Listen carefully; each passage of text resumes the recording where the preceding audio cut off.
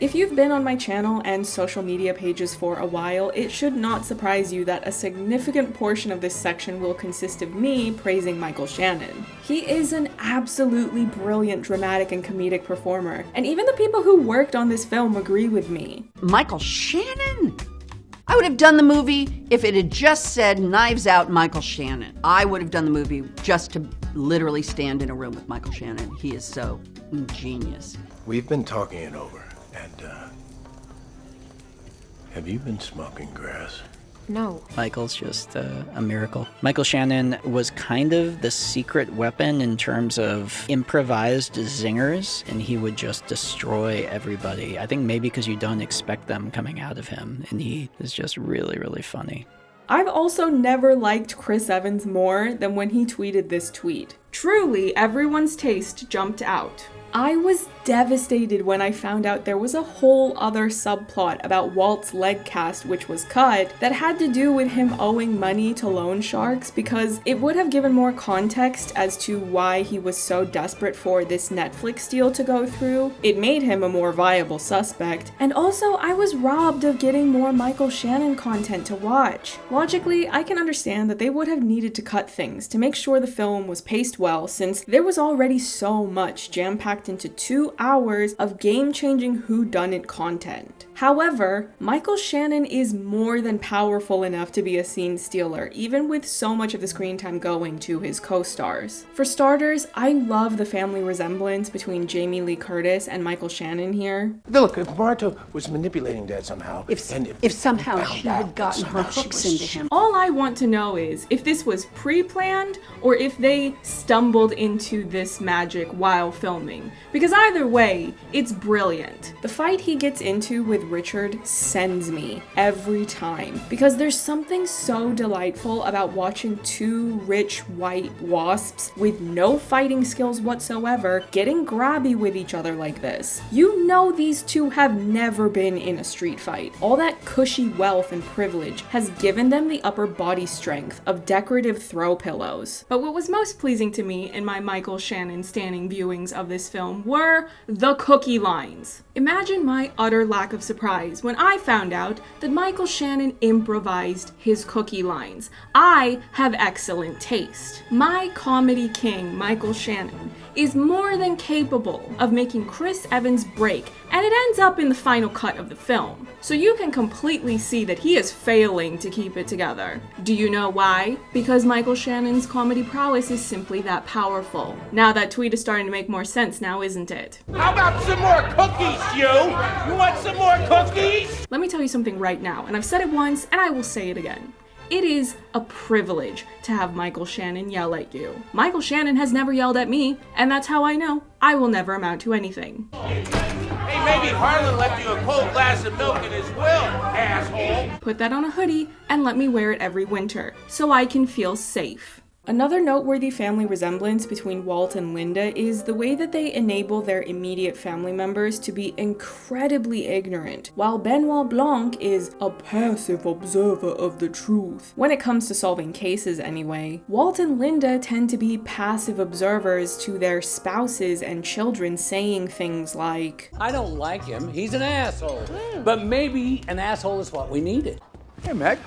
How's the SJW degree coming? Don't make this a race thing. You always make this a race thing. I would say the same thing if they were European. Liberal snowflake. I don't know what any of that means. While you could try to make the argument that the words they directly say don't indicate that they have those same political views that are as extreme as their immediate family members, they are complacent to the ideologies and systems that keep them at the peak of privilege to the detriment of people of color, immigrants, refugees, and so on and so forth. They are still part of the problem regardless of whether they're aggressive or passive in supporting these ideologies. Joni has her own character flaws, but she still makes a valid point in the argument against Donna. Jacob is the one that's first introduced as being part of this ideology. The boy is literally an He's an alt-right troll dipshit. Kids today with the internet, it's amazing. And Walt is quickly shown to be either passively or willfully ignorant about how deeply indoctrinated his son is. My son Jacob, he's 16, very politically active. But his naivete starts to become less defendable once you see how he hardly even blinks when his wife says things like this. Oh, no. We are losing our way of life and our culture. There That's are right. millions of Mexicans coming. Oh, God. And Sure, he chides his son for the language he uses against Marta, You had sex with my grandpa, you dirty anchor baby. but when all is said and done, it's very clear that he's still part of the problem. He's more than willing to pressure Marta into giving back the inheritance and dangling Marta's mom being undocumented as a very thinly veiled threat in the process. One of the recurring jokes that's quickly established in the film is the repeated misidentifying of Marta's ancestry. It's no coincidence that all of these lines come from this specific family unit. Family's from Ecuador. Family's from Paraguay. Marta, your family is from Uruguay. Your Brazilian nurse. Ignorance runs in the family, as you can see. That last line in particular from Ransom always sends me, because all of the other countries that were listed have Spanish as the main language. But in the case of calling her a Brazilian nurse, the official language of Brazil is Portuguese. You would think that with Marta having worked for Harlan for that long, they would have at the very least heard her speaking Spanish, perhaps on the phone to her mom. That's by no means an excuse for such a flippant disrespect to Marta, of course. The film never outright tells you the specifics of her ancestry, because ultimately that's not the point. Rian Johnson fully embraced the long-standing tradition of whodunits being a vehicle to address class inequality, and this is just one of the many ways he adapted that to today's social climate. There's something about the whodunit genre that is uniquely good at looking at the class structure of a society. You have your little microcosm of society, whether it's the house or the train or the ski lodge where this murder takes place. You have within that a group of people, these people here, who are all your suspects, and there's a power structure within that group of people, and whoever's at the top is the one who's going to get bumped off. And then you have the high to the low of this microcosm of society. This trio of characters is full of so much interesting material to unpack. For one, there's the rude and abrasive behavior that you can see Ransom has gotten from his father. Get arrested. Die up your own ass for all I care. Up your ass, Joni. He's not coming. Ransom, little shit. Eat shit. How's that? Eat shit. if I Eat wasn't shit. practicing, Eat shit. I would Definitely eat shit. Richard's extramarital affair is another plot point that I loved, not because I in any way approve of cheating on your spouse, but because of the way that part of the story plays out, and the way it informs the audience about these characters on a deeper level. When Richard is first questioned, the audience learns that he was having an affair which Harlan had discovered and confronted him about. Harlan is every bit the loving father, particularly when it comes to Linda, so he tells Richard that he needs to tell Linda the truth, or he will tell her himself. Richard doesn't respond well. I'm warning you. No, I'm warning you. What Richard and Ransom both display is a sense of entitlement and the propensity to react aggressively when someone threatens to take away what they feel is rightfully theirs. Another line I was particularly appreciative of regarding this affair came from Harlan when he was telling Marta about it.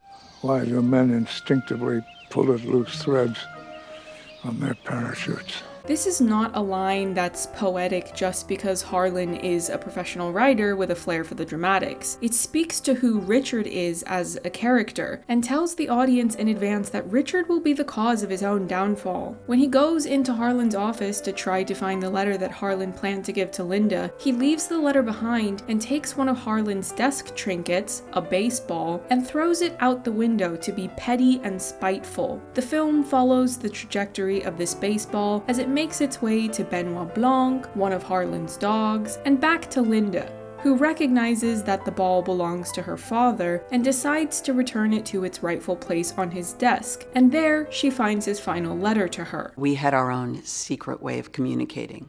Not everyone will have realized that Harlan wrote to Linda in invisible ink until it's revealed at the end, but there is a clue given when she's looking over some of the older ones she still has in her possession, and you can see the charred markings from her lighter that had been used to reveal what he had written. If you pause for long enough, you can read Harlan's final message to her. My heart, it's time to cut the dead weight. He's cheating on you.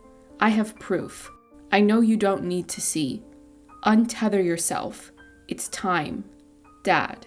Untether yourself. You have to give it up to Harlan. He had a way with words, and I'm going to start using that one. Through my many rewatches, I had gone back and forth to try to figure out why Richard had a black eye in the final moments of the film. There was a point where I had considered that perhaps he had overstepped his boundaries with trying to convince the cops to let Ransom off, and one of them had punched him. But I eventually learned from Rian Johnson's commentary track that it was in fact Linda who was supposed to have punched him to get her revenge after learning about his affair. That was the other possibility I had considered, since we do see in the film that she can have a temper when provoked, and in this last sequence you can see that all these other members of the family are positioned in between the two, so perhaps there was a confrontation off screen that they had broken up. I only wish we could have seen her punch him, but in the grand scheme of things, perhaps it would have detracted from the focus on Marta's righteous victory over Ransom and the larger Thrombey family. Are you baiting me, detective? All things considered, I love Linda as a character. Jamie Lee Curtis is a fitting choice for this role because she excels at both drama and comedy. No, I just want to know, what were you doing? Were you boinking my father? She's also the resident fashion icon of this film, and like I said before, anyone that insists on banging on about Ransom's clothing had better give Linda her flowers, because it is very clear that that is where he got his sense of style from. This might be the best thing that could ever happen to you. I think this could be the best thing to happen to all of you! Another point worth noting is Linda's self-made fortune and how it ties into the film's social commentary about class inequality. When Linda is being questioned, she takes offense to the insinuation that she and Walt's professional successes are on the same level. Walt with his publishing empire, it's... Well, no, it's my company. Right. Sorry. I built my business from the ground up. Dad hands him a book twice a year, and Walt publishes it. It's just not the same. At first glance, Linda might prove that the systems in place in society are fine as they are. She was born into wealth and privilege, but she still built her own real estate company. Hard work and perseverance equals success. But Ransom later reveals important context that Linda left out. That's because he wanted you to build something from the ground up. Build something from the ground up. Yeah, my mother built her business from the ground up with $1 million loan from my grandfather. Linda has undeniably benefited from being born into wealth. Regardless of the fact that she is smart and hardworking, the social inequality that the film is addressing is fully on display here. Her starting point was so many steps ahead of others that it's a given that she would go on to build this fortune for herself. You work hard and you'll earn your share from the ground up, just like Dad and like all the rest of us. Richard shows time and time again how oblivious he is about the hypocrisy of his beliefs regarding class inequality and immigration. He's the type of WASP to make a casual Hamilton reference. Immigrants, we get the job done. From Hamilton. Oh, Hamilton. It's so good. It's so good. I saw it at the Public. But he's a passive consumer of this diverse, meaningful art with no deeper understanding of the material and its real-world implications. The film makes a point of showing you how warped Richard's perspective is on things. He more or less tells the investigators that Marta is part of the family, but the truth of the matter is that he only beckons her over to serve as a prop to his backwards beliefs. Don Johnson came up with this plate-passing move, and it's a great way of accentuating how condescending Richard is. He's treating Marta, who is Latina, like she's a maid. The only reason why he knows her is because she's a nurse. On the one hand, he talks to her like she's a model minority to exemplify the so-called American dream, but on the other hand, he's reducing her to a classist stereotype. Nobody's saying that isn't bad, but the parents have some blame here. Oh, for what? For wanting a better life for their kid? There was a pile of other stuff when I got home. Calma, todo va a estar bien. I don't like any of this, Marta. ¿Qué está pasando? I don't like it either. Isn't that what America is? For breaking the law. This is probably my favorite line from Richard because of the way that it comes full circle. This entire conversation between Richard, Joni, and Donna is one of the most prolonged instances that the film directly addresses social inequality. The film makes a point of having social inequality as an underlying theme throughout the story, but this is a point where the characters themselves are arguing and making explicit declarations of their stances on these issues. Joni brings up how children have been put into cages, and any person with a basic level of empathy would be disgusted by that. Richard instead says that the parents of these children are to blame for breaking the law. This point of view doesn't account for the fact that the parents are seeking a better life for their children, that just because something is legal doesn't mean it's ethical, and that many laws only exist to benefit a ruling class that builds and maintains their fortunes through means that harm and exploit everyone else that isn't living in that upper tier of wealth and privilege. But Richard's own words are exposed as hypocritical and false. When his own son gets caught breaking the law, it's important to remember what he previously said. But the parents have some blame here for breaking the law. Where was that reverence for the sanctity of the law when you were trying to bribe the cops into not taking your murdering son into custody? Behold, ladies and gentlefolks, the hypocrisy of the 1%. Eat the rich. Now is when we talk about our killer, Hugh Ransom Drysdale. Ransom. Call me Ransom, it's my middle name. Only the help calls me Hugh. Despite the fact that he's not introduced on screen until midway through the film, one of the many details I love about how his character fits into the larger story is that you learn a fair bit about him beforehand. Richard is arguing with him on the phone when Marta arrives for the questioning, and then when Richard is being questioned by law enforcement, he says this. Everyone idolizes their dad, right? I don't know. Do they? Son. Father. Very much not. Don't know why I said that. The audience is able to learn about the strained relationship between Ransom and Richard, even though their on-screen interactions are limited. Ransom is the black sheep of the family and has a lot in common with Harlan. They're both said to be drama mamas, and that's evident not only in the fight that they have with one another, in which Ransom learns he and everyone else will be cut out of the will, and all of the inheritance will go to Marta. It's also evident in the way he smiles when the contents of Harlan's will are revealed to the rest of the family, and cackles like a supervillain as he walks out. We're his family, so it's not possible. There's safeguards against this. Right. There is no love lost between Ransom and the rest of the Thromby family, and much like his father, he loves to watch them fall out with one another. Stop it! I can handle myself! Stop it! I can handle it! Oh my God. You gotta do this more often. There's more dimension to Ransom as a character than your average mustache-twirling villain. Part of his charm as a character comes from the very wise choice to cast Chris Evans, who has spent almost a decade before the release of this film playing a very idyllic superhero. Even when he's playing an entitled trust fund brat, it's pretty seamless for him to infuse some charisma. He's not necessarily likable, since the more he talks, the more he exposes his regressive ideologies. Hey, Meg.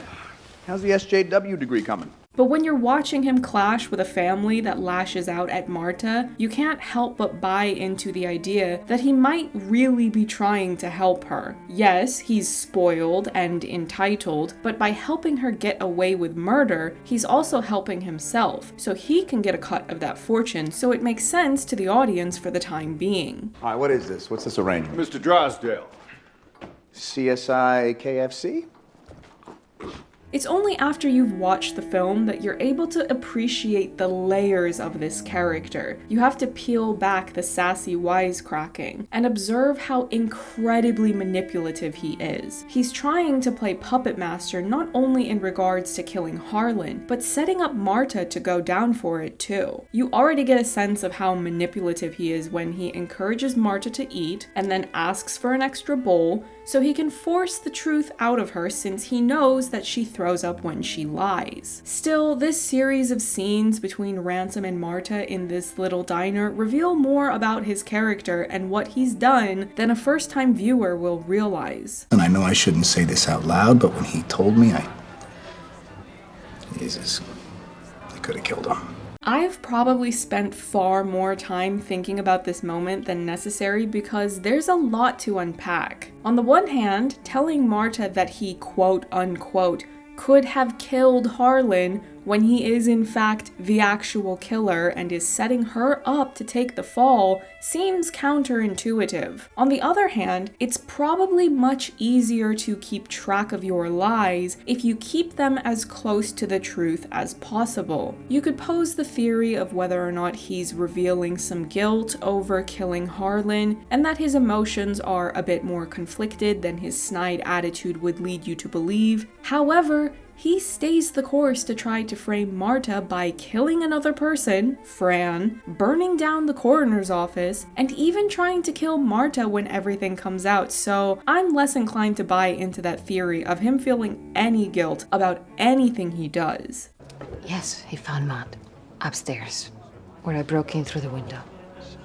This is such a small slip of the tongue, but it's an important one. I cannot imagine how difficult it is to write a murder mystery where you do it well and plant clues without giving away the ending, but the reason why he reacts this way is because he climbed through the window and put his foot on the windowsill. He is the one that left that trace of evidence despite his meticulous approach to trying to do all of this. Even the line about him being Harlan's research assistant is important to contextualize how smart and knowledgeable he is. Ransom decided very abruptly to kill Harlan and set Marta up for it, and he was very close to getting away with it. He has to be very intelligent and cunning to be able to juggle all these moving parts and anticipate their outcomes. Make no mistake, he is the villain, and it's very satisfying to see him go down for it, but it's still impressive that he can decide to do all of this on a whim and be so effective at it.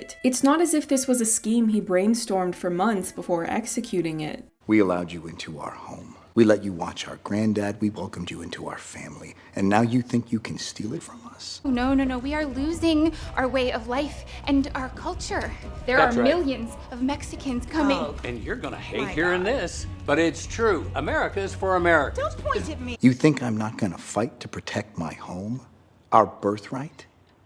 Our ancestral family home? Ransom personifies the ugliest parts of the privilege and entitlement of those born into wealth. He lacks empathy for others and is selfishly fixated on maintaining his steady stream of trust fund money. But this particular rant of his is when the last layers get peeled back on his character. The most insidious dimension to wealth and privilege is the way that it is often expressed through racism and xenophobia. This choice of language for Ransom's final villain rant might be too short to label a manifesto, but it precisely resembles the type of rhetoric that the film's social commentary is directly confronting. Ransom doesn't care about his family. He believes he's smarter than law enforcement and intrinsically superior to the working class. Ransom is a character that could have done any number of things. His mother is a prime example of putting the work in and using the privilege she was born into to jumpstart her own business. Ransom could have picked more or less any industry he wanted to pursue and thrived in it, but he didn't. It's ironic that he turns his nose up at the working class when he himself refuses to do any honest work. Living so far removed from real life is what ultimately leads to his downfall. Playing life like a game without consequence. Hey, Franny, how about a glass of cold milk? Until you can't tell the difference between a stage prop